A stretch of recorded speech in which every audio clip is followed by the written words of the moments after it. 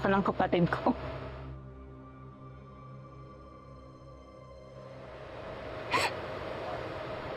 Inspirasyon ka niya, Velma. Role model. Wala siyang ibang mukhang bibig kundi ikaw magmula nung nakapasok siya dito sa Velma Beauty. She considered this place as her second home. Her safe place. Pero impyerno pala tong lugar na to. At ikaw mismo ang nagtulak sa kanya sa kamatayan. Kaya ngayon, ako ang magtutulak sa'yo sa kulungan kung saan ka dapat mabulok. Okay, that's it.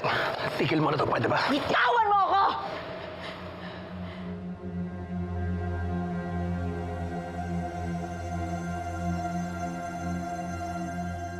Handa kaming gawing lahat para protektahan si Noreen sa mga taong gustong manakit sa kanya.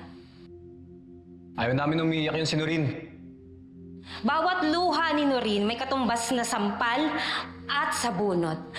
At kapag humagulgol yan, may suntok at sipa na aabutin sa akin. Why are you looking at me that way? Dahil winawarningan kita, girl. Sa oras na saktan mo si Noreen, babalikan kita.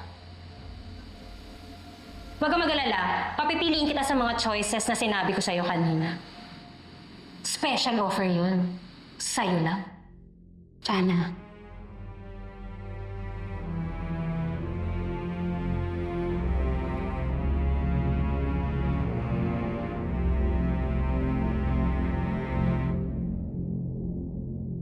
Kahit mag-ilang beses pa kayo maghugas ng kamay sa ginawa niyo sa kapatid ko, hindi niyo na matatanggal ang dugo niya sa mga palad niyo!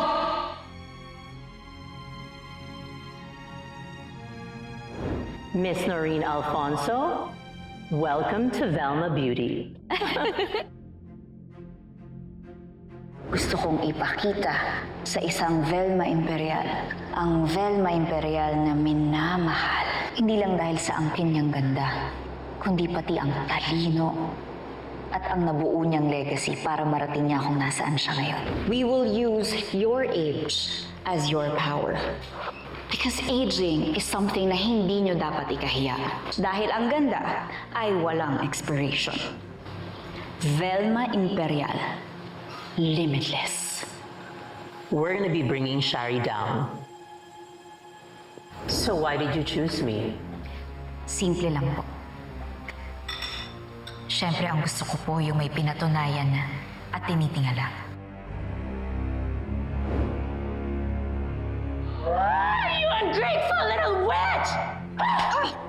Are you okay, Velma?